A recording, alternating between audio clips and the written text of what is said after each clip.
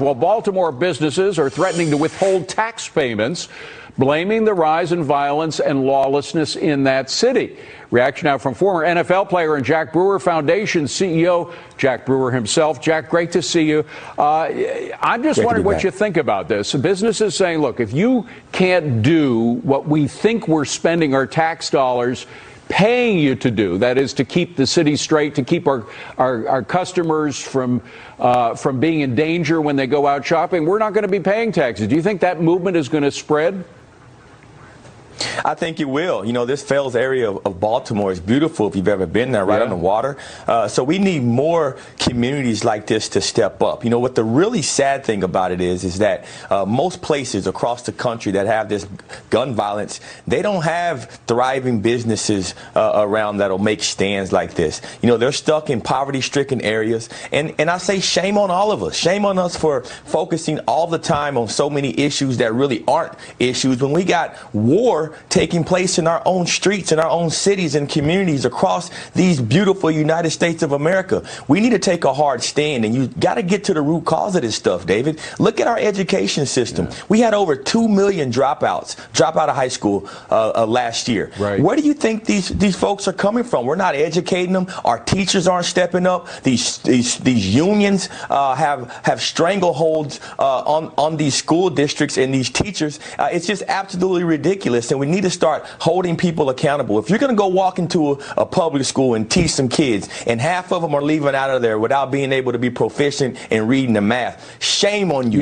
You're not doing your job. It's time to start holding people accountable in the United States of America. Now, Jack, you know that a lot of politicians, particularly in Democrat cities, are blaming the COVID virus and other factors that may be gun violence, saying it's because we need to have more laws against guns, etc. But this is a trend that was starting long before the pandemic. It wasn't New York, it wasn't L.A., it wasn't San Francisco, it wasn't Chicago, where this increase in violence, and by the way, it's not just guns. There are assaults without guns that are also increasing dramatically in these cities as well.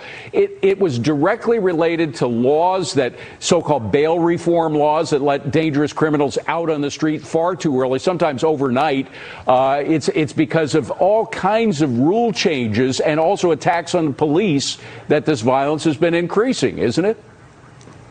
No doubt. I mean, probably 25 times more likely to have these crimes being committed from kids that don't have fathers in their homes, David. Our family structure is broken up, but no one wants to talk about the real cause and the real root of the issues that we're facing and describing right now. But I remember before the COVID virus, there was over 100 people killed in one weekend in Chicago. And so for these liberal cities and mayors to start now blaming COVID-19 for the spike in crime, it's just absolutely ridiculous. It goes back to righteousness. Let me ask you about Black Lives Matter movement, which a lot of members themselves of Black Lives Matter were saying equals defund the police. They were saying BLM is defund the police. So the defund the police movement took a stand last year. Corporations were jumping over themselves to give them money, tens of millions of dollars. We're finding out some of the money might be misspent. But the bottom line is that they've got a lot to answer for now. All those corporations, all of the